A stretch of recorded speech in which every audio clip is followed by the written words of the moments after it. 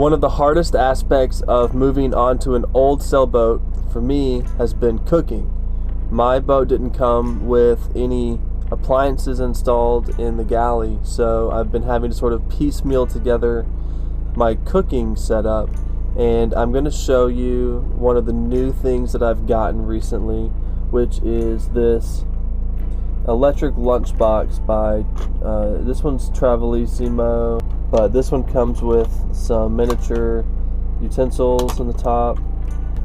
Then on the inside it has a removable tray, and there's the heating element. So this one runs at 80 watts, and I don't know how hot it gets, but I was doing some testing with it earlier, and the heating element actually gets very hot. So to go with that, I've got these Pyrex containers. The idea is that the Pyrex container should just fit inside of this, and I'm gonna be testing out how it does with like a microwavable meal. So while I cook my steak, I'm gonna put this macaroni in the electric lunchbox and let it heat up, and we'll see if it's ready to go by the time I get done with the steak. So I'm hoping that whatever I have to share here can be helpful to anybody who's staying like in a van or a car. If all you have is like maybe a solar generator or something like that, then this is something that you can use in your car to heat some food up.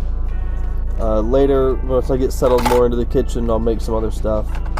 But this is just the first time. I just want to play around with this lunchbox to see, how hot is it really going to get.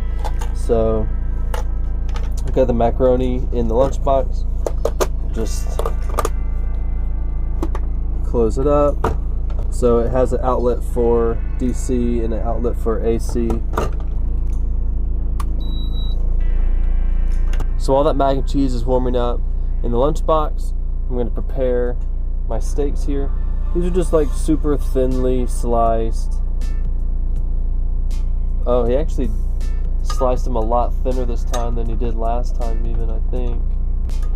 So I just asked the guy at the meat department if he would slice up eye-round roast for me, and so he did, and I got about a pound of eye-round roast, thin sliced. So while that mac and cheese warms up, I'm going to get some of these steak slices ready for marinating. I'm just stacking them in this dish and putting a little bit of seasoning mix on top.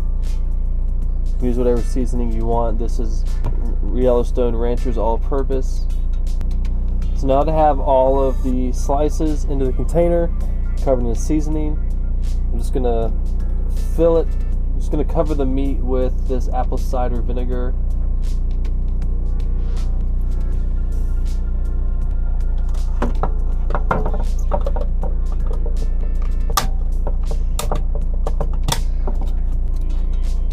And I didn't put these in because I'm not going to wait for these to marinate. I'm just going to put some salt and pepper and oil on these. They'll be real simple, but they're going to be super tasty.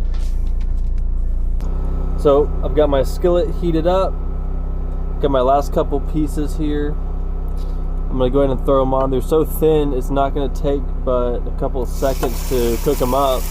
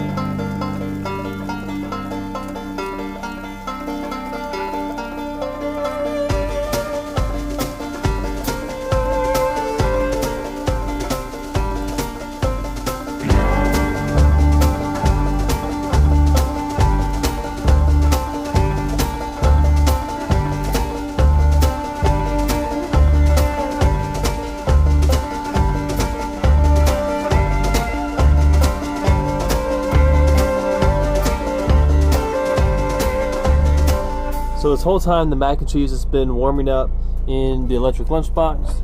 So let's see how that's coming along. It feels pretty hot, actually. It's definitely warm on the outside. Let's see how it is on the inside.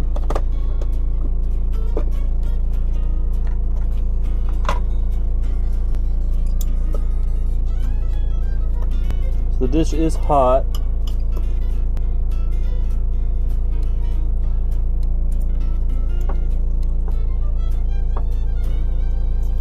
Okay, so it's like warm. It's not hot. It's not like I microwaved it for like even 3 minutes. It's not even that hot. But it is edible, and that's what I'm worried about. So I think it was successful. The electric lunchbox definitely warmed the food up. I think it probably would have warmed it up faster if I didn't put it in its own glass dish. I think that probably slowed it down a lot because the glass had to get hot. So it was cooking for maybe 30 minutes. So pretty efficient for what it is. It's small, but I think you can make, you know, probably 2 people's worth of food in here if it wasn't going to be the main dish.